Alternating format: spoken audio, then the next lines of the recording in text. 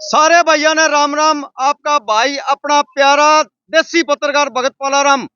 भाई इस टाइम मौके के हमारे साथ में एक ऐसा साथी बैठे है जो ना ड्राइवर ना कनेक्टर, उससे भी पूरी बात करांगे मेरे साथियों।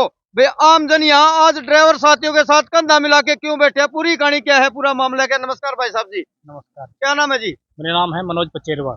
तो ये बताओ भाई साहब, ना तो आप ड्राइवर ना कनेक्टर दे रहे हो इस मुहिम के अंदर।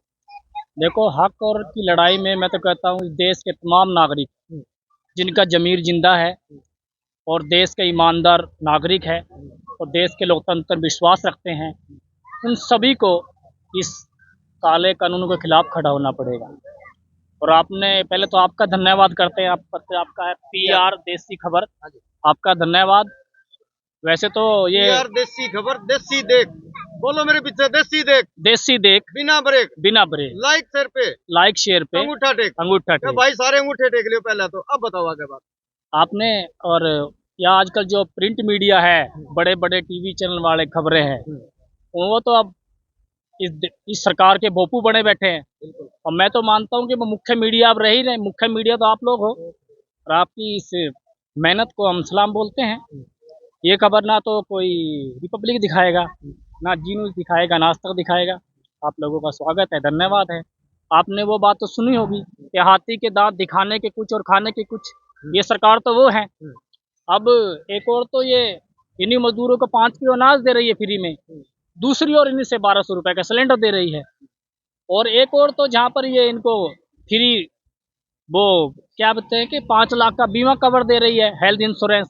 और दूसरी ओर जो हेल्थ सेवाएं की जो फैसिलिटी है वो दिन प्रतिदिन महंगी होती जा रही हैं। अब अभी इसी कानून को लाने की एक मुख्य कारण इनका ये नहीं है कि इस कोई खास दुश्मनी है किसी से सरकार की। जब मेन कारण मुझे जो लगता है, निजी तौर पर मेरा निजी विचार है, अभी टोनी मिश्रा जो यूपी के अंदर किसान धरने पे बैठे थे, वो उसके जो बीजेपी के मंत्री के बेटे हैं, उन्होंने किसानों के ऊपर गाड़ियां चढ़ाई। किसानों के ऊपर गाड़ियां चढ़ाई तो उस पर FIR दर्ज हुआ कानून के हिसाब से। तो ऐसा कानून था कि आप इस तरह से किसी पर गाड़ियां नहीं चढ़ा सकते, अगर आप ऐसा करोगे आपके खिलाफ कानून है। अब ऐसे लोग जो बीजेपी के सरकार के या मंत्री है, लीडर है या उनके खास हैं, ऐसे लोगों को कैसे बचाना है, ये कानून उन लोगों के लिए। अगर ऐसा अब इनको ये तो ताकतवर लोगों को एक टूल दे रही है कि आप मर्डर भी कीजिए और आप उन्हीं लोगों को उठाकर हॉस्पिटल ले जाइए और सरकार आप पर दया कर लेगी। हिट एंड ट्रायल का मतलब यही है ना कि कोई ड्राइवर भागेगा नहीं, यही मतलब हुआ ना, कोई भागेगा नहीं। नहीं भागेगा तो सरकार की उदारता पे डिपेंड है, कितनी दयालुता सरकार दिखाती है उसकी स्थिति उस पर डिपेंड करी है। इसमें कानून का तो कोई मतलब ही नहीं है। ऐसा कौन सा कानून है कि कितनी उदारता उसके प्रति दिखाई जाएगी, ऐसा तो कुछ कानून में है नहीं। उसकी सजा 10 साल की बजाय 2 साल कर देगी, ऐसी कोई प्रावधान तो है नहीं। 10 लाख की जगह उस पर 2 लाख रुपए क्लेम होगा, ऐसे कोई प्रावधान भी कानून में नहीं है। ये तो साक्षात जो ताकतवर लोग हैं, सत्ता के पक्ष में है, उनके तो ये फिर एक उनको दे दिया तरीका, आप खून कीजिए, साथ में आप उसको हॉस्पिटल पहुंचा दिए, अस्पताल पहुंचा दीजिए और हम आप पे दया कर लेंगे, आपको छोड़ भी देंगे, आसान हो जाएगा।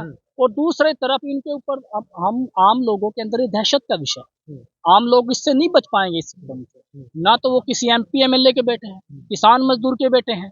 अगर ऐसा लोग अगर कोई जिससे कोई दुर्भाग्य बस इस तरह घटना घट जाती है, वो कैसे बचेगा? गरीब मजदूर कैसे बचेगा? उनके लिए कानून है ये, उनके लिए टोनी मिश्रा के जैसे के लिए कानून नहीं है ये।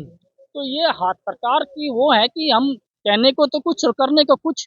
और अभी अभी आगे आगे देखिए, ऊपर से इलेक्शन है और मैं तो देश की जनता से अपील करता हूँ कि मेरे जैसे लोग तो, मैं तो इस सरकार का उस समय से विरोध कर रहा हूँ जब ये सत्ता में थी नहीं। मैं जानता था कि मैं अपने आप को एक जागरूक नौजवान समझता हूँ कि ये डेमोक्रेसी की बड़ी दुश्मन है ये सरकार। ये डेमोक्रेसी के थ्रू सत्ता में आना चाहती है, लेकिन इसके थ्रू किसी और को नहीं आने देगी।